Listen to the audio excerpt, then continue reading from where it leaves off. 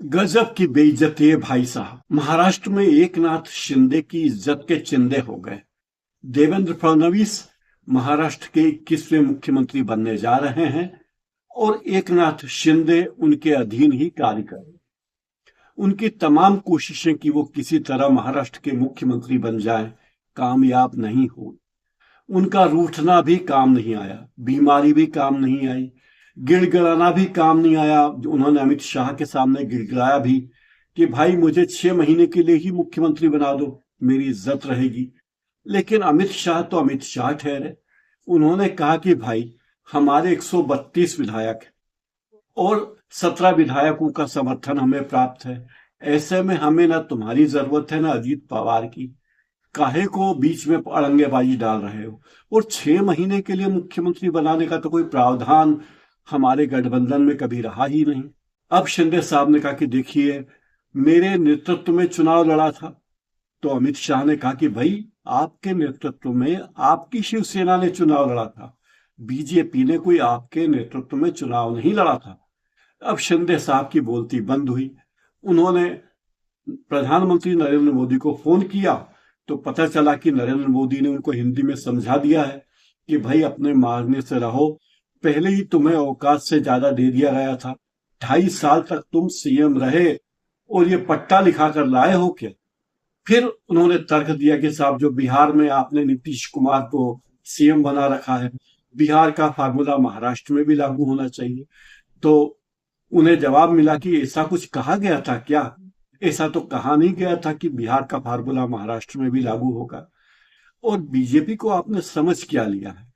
दरअसल देवेंद्र फडणवीस ही महाराष्ट्र में बीजेपी की राजनीति के सूत्रधार है।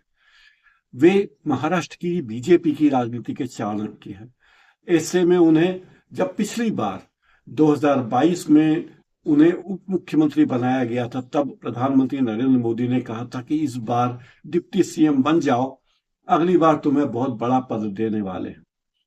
अब यह तय हुआ था कि अगर महाराष्ट्र में बीजेपी को अगर इतनी सीटें नहीं मिलती तो देवेंद्र फडणवीस को महाराष्ट्र का मुख्यमंत्री बनने के बजाय भारतीय जनता पार्टी का अध्यक्ष बनाने का प्रस्ताव रखा जाता।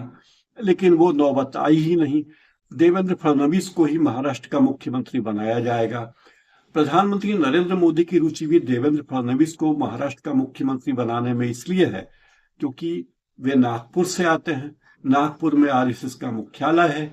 देवेंद्र फडणवीस को भी आरएसएस का वरद हस्त प्राप्त है, जैसे कि गडकरी को प्राप्त है। फिर नरेंद्र मोदी और अमित शाह चाहते थे कि नितिन गडकरी के सामने बीजेपी का कोई दूसरा नया छत्र उभरे, ताकि गडकरी पर बीजेपी की निर्भरता थोड़ी कम हो जाए। और यही ये बात तय हो गई कि देवेंद्र फडणवीस ही महाराष्ट्र के मुख्यमंत्री बनेंगे। अब देवेंद्र फडणवीस ने बड़ी बुद्धिमत्ता से काम लिया। उन्होंने कोई बेचैनी नहीं दिखाई मुख्यमंत्री बनने के लिए। पार्टी की आला कमान पर पूरा पूरा भरोसा रखा, आरएसएस के नेताओं पर पूरा भरोसा रखा। अजीत पवार का समर्थन उन्हें प्राप्त था ही, क्योंकि अजीत पवार को पता था कि बीजेपी के बिना मेरी कोई हैसियत नहीं बचेगी। अब शिंदे जी के सामने समस्या यह थी कि वो किस तरीके से बीजेपी से झगड़ा करें। वे झगड़ा करके मुख्यमंत्री बन नहीं सकते थे क्योंकि बीजेपी को उनकी जरूरत ही नहीं होती। बीजेपी उन्हें बाहर का रास्ता दिखा सकती थी, जैसे उद्धव ठाकरे को दिखाया। यानी बीजेपी ने इस बार एक तीर से कई निशाने साध ली। बीजेपी ने उद्धव ठाकरे को भी उनकी हैसियत बता दी और अब एकनाथ शिंदे को भी उनकी हैसियत बता दी कि देखो भाई, बीजेपी के लिए महाराष्ट्र में सरकार का खेल अलग है। दूसरी बात यह है कि जो दूसरे प्रतिपक्षी गठबंधन था उसके मुगालते भी दूर हो गए, उसकी संभावनाएं भी दूर हो गई। उन्हें जो भ्रम था कि लोकसभा चुनाव में हम इतनी सीटें ले आए हैं तो विधानसभा चुनाव में भी हम बहुमत ला सकते हैं, उसे भी बीजेपी ने नकार दिया। कुल मिलाकर इस पूरे मामले में सबसे बड़ा लूजर अगर कोई है तो वो एकनाथ शिंदे है। जिस तरह उद्धव ठाकरे को बीजेपी ने निपटाया, वैसे ही एकनाथ शिंदे को भी निपटा दिया। अब एकनाथ शिंदे के सामने कोई विकल्प बचा ही नहीं है। अभी इस कार्यक्रम में इतना ही।